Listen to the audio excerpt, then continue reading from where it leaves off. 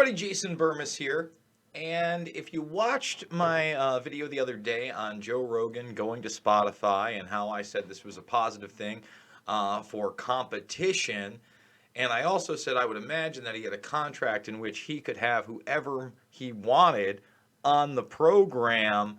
Well, I guess last night, Alex Jones went live on air and said he'd taken a call with Joe, and Joe was ready to go to war with big tech. And an elaborate rant ensued. There's an article out there. I watched it. I was skeptical of some of it, but some of it did ring true.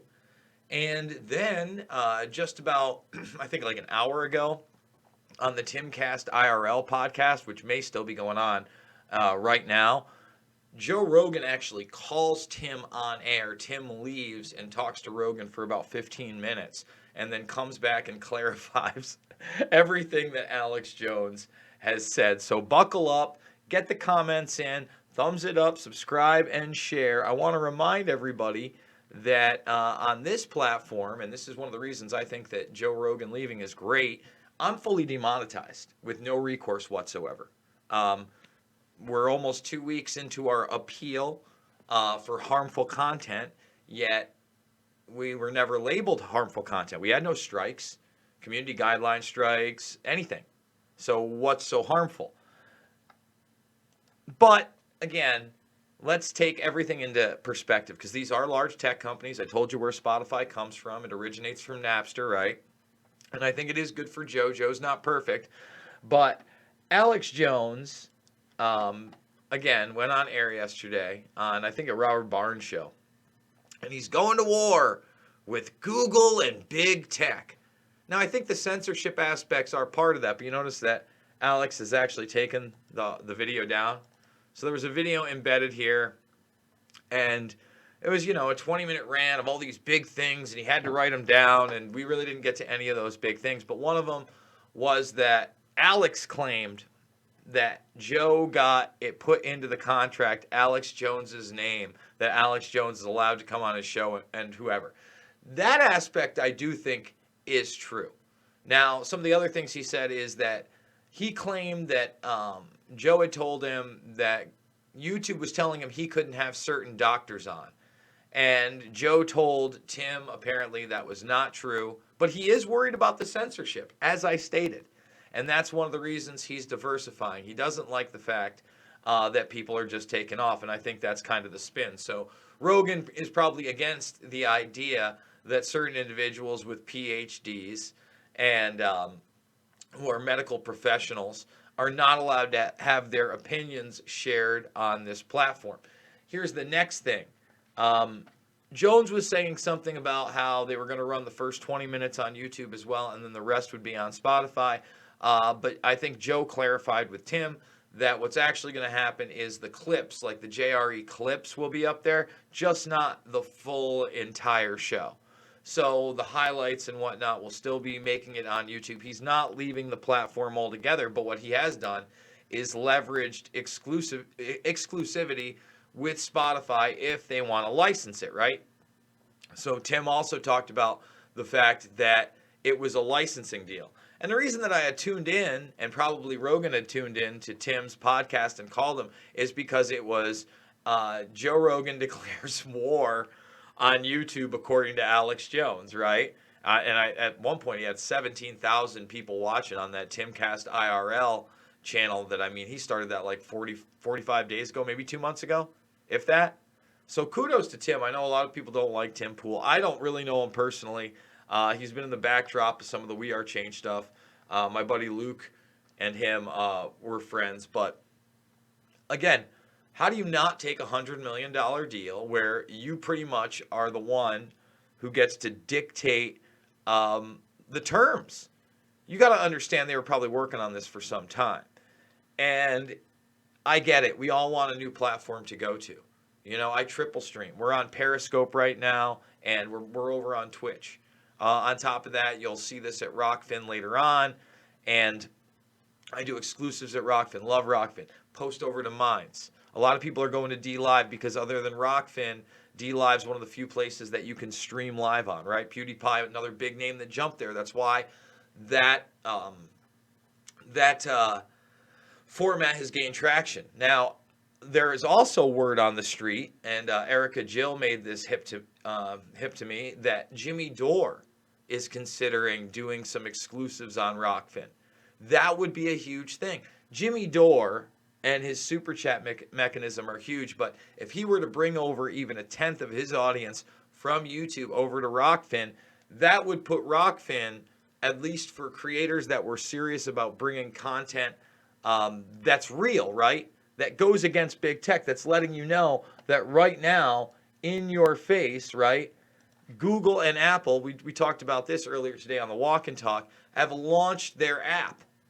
Okay, they launched it in 22 countries and many states, and this is the Track Trace database app, where now it's like the Track Trace army is a buzzword, and it's being put out there in a positive manner. And it blows my mind, again, that I've been talking about this Track Trace Database Society for over a decade, and now politicians are invoking almost the exact terminology in a positive manner.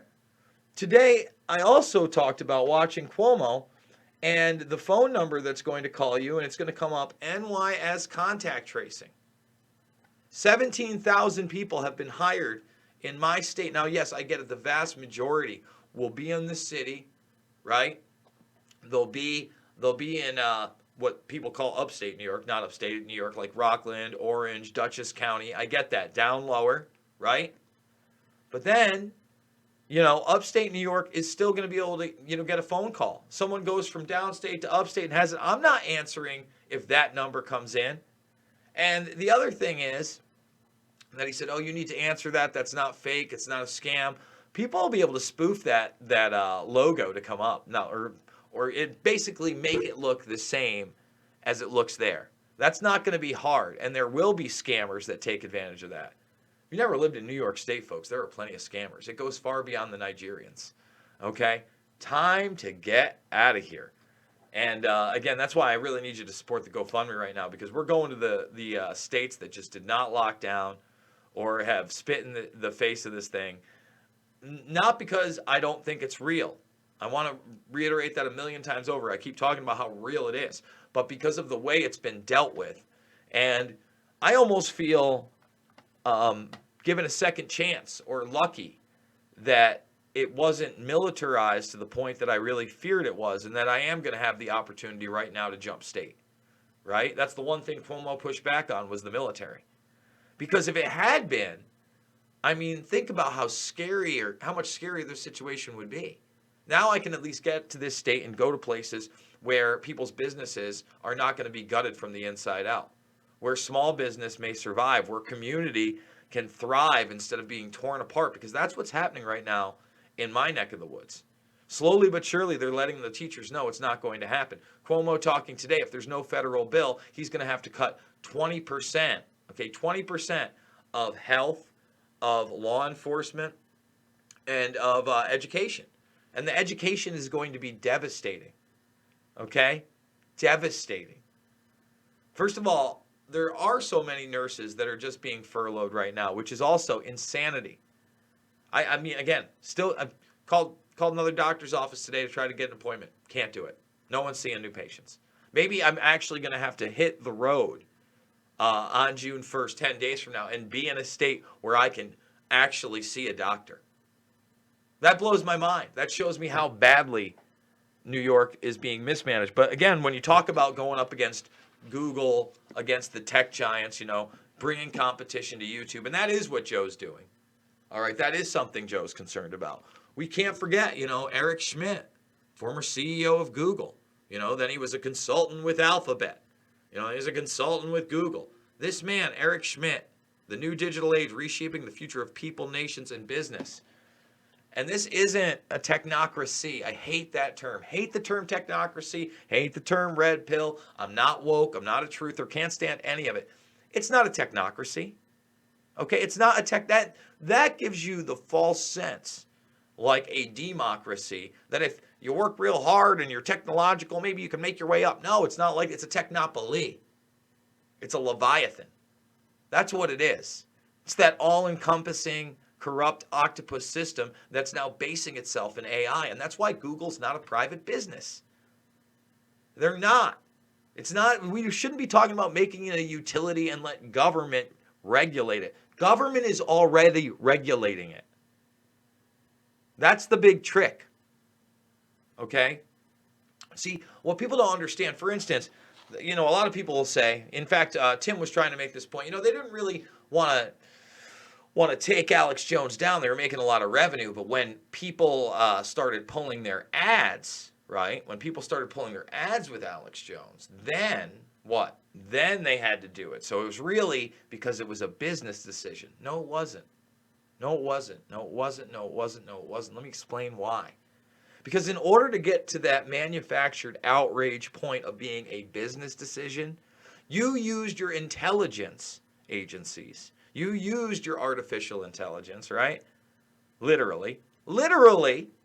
You war gamed this a million ways with your D-Wave computers and your quantum computers in the backdrop to how to most effectively demonize somebody, and used your media apparatus that you've infiltrated since Mockingbird, and then started going after people like this. It's not, okay, think about it now. Now that it's past Alex Jones, how is it economically beneficial for you to ban doctors? There's nobody going to pull their ads except for big pharma. That's the reality. And it's not just the United States government, because Google is in bed with what? It's an international thing. So until we realize we're in a technopoly, and that's the deal, because at one point, Tim's big bombshell that Rogan told him was that when Rogan had Alex Jones on, he contacted YouTube, and he said, I'm having Alex Jones on. And they monetized that episode.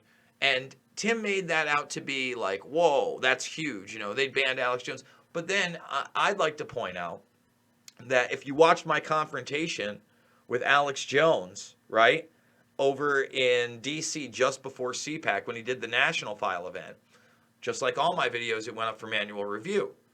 It was remonetized. It was one of the ones in the green. I put up the Alex Jones speech at the National File. That got remonetized. So it didn't really, that didn't really, Tim was like, well, they knew it would be big. Yeah, they know it's going to be big, and they've already made a deal with Rogan, and he gets to slip through the cracks. That's why Rogan is important, whether you agree with him or not. I know there's a lot of people that hate Joe Rogan. You're always going to have your haters. Nobody's perfect, guys. I'm not perfect. So there it is. That's the meat and potatoes of Joe Rogan not going to war with YouTube, but making a statement against big tech, and hopefully going to give another platform to guys like me. It's pretty easy to get onto Spotify, but what stuff will I put up there? I'll probably, maybe, if I do put myself up there, the longer form interviews, the mixed martial mindset. I'm having R.A. the Rugged Man on Monday. I believe it's at noon Eastern. I got to confirm that's the time. It's either noon or 1 Eastern. But I'm really looking forward to that. If you haven't listened to one of my favorite albums, Legends Never Die. Oh my God. If you haven't heard Legends Never Die, first of all, the videos are amazing. The music is amazing. But All My Heroes Are Dead is the new album, and it's banging. It's more than banging. Can't wait. It's going to be a great one, guys. So thumbs the video up, subscribe, share. We're 54,000 strong. Lost a lot of subscribers this week because I'm not doing, a lot of the popular stuff, and I'm not doing it 7 times a day. I'm trying to get outside. I'm trying to get some sunlight.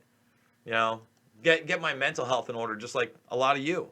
Being locked inside and limited movement and being told not to touch people and wear masks. I don't like it. That's why we're leaving. We're leaving New York. Hopefully we're leaving on the 1st. We're going. We're hitting the road. Can't wait. And we're doing it with your help. So if you want to see what the rest of the nation looks like, we're definitely going to try to do it 3 to 7 times a day from different places. We're going to get as much footage as we possibly can out there as well, which I can't tell you how much I'm looking forward to doing that. So with your support, we're going to do bigger and better things here. We're going to move, we're going to relocate, and we're going to expand the Burmese Brigade. So thank you very much for that. Remember, I'm a documentary filmmaker. All my films are free online right here in the documentaries playlist. Loose Change, Final Cut, Fabled Enemies, Invisible Empire, A New World Order Defined, and Shade the Motion Picture. Make sure that you check them out. And guys, make sure you're subbed. I'm over on Minds. Rockfin.com. We're posting exclusives there as well, at least 5 times a week. So you can follow me. There's some free ones right now. The Jackson Facts interview. is 100% free. Where is the Jackson Facts? Just the Jackson Facts, ma'am. Free. Go over, check it out. There's also premium stuff for members, throwback videos from 11 plus years ago, back in the good old InfoWars days. Love you guys. Thanks for watching. See you on the flip.